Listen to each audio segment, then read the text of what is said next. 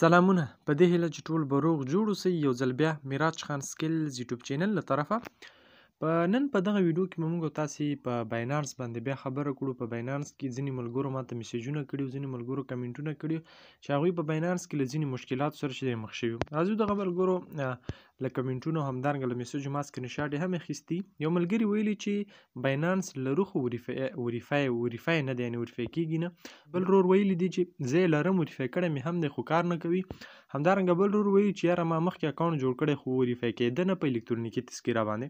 راځو په دغه ویډیو کې موږ تاسې په باینانس په دغه مشکلاتو باندې خبره کړو چې زموږ تاسې باینانس اکاونټ کله جوړ کړو یا زموږ په تذکره باندې نه وریفای کېږي یا موږ وریفای اکاونټ لرو خو په هغې کې ټریډ نه کېږي، یا نه سپاټ ټریډ کېږي، نه فیوچر ټریډ نه پکې کېږي، یا ځینې نور مشکلات دي پکې.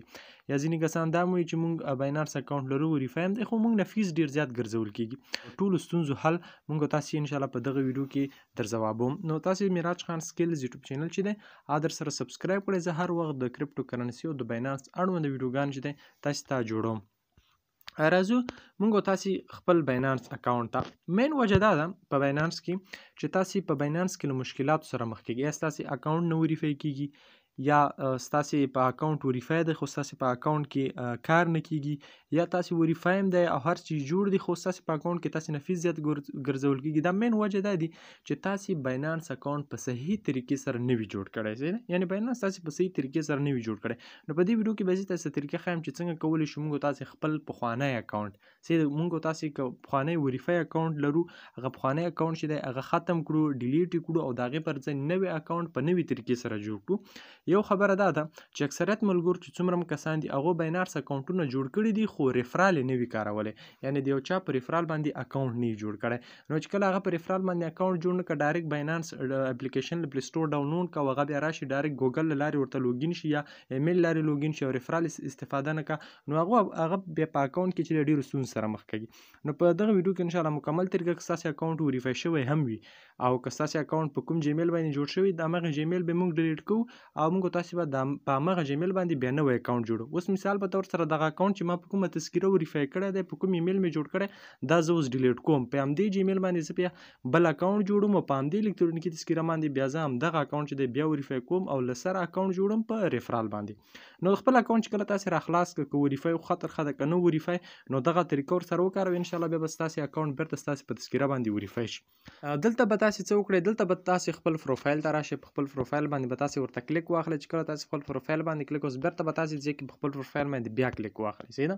چې کله په دې تاسې کلیک واخیسته، اوس به راشئ دغه سیکیورټي ته. صحیح شو، سیکیورټي ته به راشئ. چې کله تاسې سیکیورټي ته راغلی دلته به تاسې لاندې راشئ. سمه ده، لاندې به راشئ، لاندې لیکل شوي دي منیج اکاونټ. صحیح ده، په دې منیج اکاونټ باندې به تاسې کلیک واخلئ. صحیح ده، او دلته به تاسې په ډیلیټ اکاونټ باندې ورته کلیک واخلئ او له دې ځای به تاسې خپل پخوانی باینانس اکاونټ چې دی هغه تاسې ډیلیټ کړئ. صحیح ده، په دې ډیلیټ باندې به تاسې ورته کلیک واخلئ. چې کله تاسې ډیلیټ باندې کلیک واخلئ دلته به ادر انتخاب کړئ. صحیح ده، په ادر چې انتخاب کړئ دلته په کنټینیو باندې کلیک واخلئ. ادر به ځای کې انتخاب کړئ، ادر نه بعد به په کنټینیو باندې کلیک واخلئ او ستاسې جیمیل ته یو کوډ راځي، هغه کوډ به داخل کړئ او ستاسې باینانس چې دی هغه به مکمل ډول سره چې دی ډیلیټ شي. کله چې تاسې خپل پخوانی اکاونټ ډیلیټ کړئ بیرته به تاسې راشئ زما یوټیوب چینل ته. صحیح ده، زما یوټیوب چینل به تاسې راخلاص کړئ.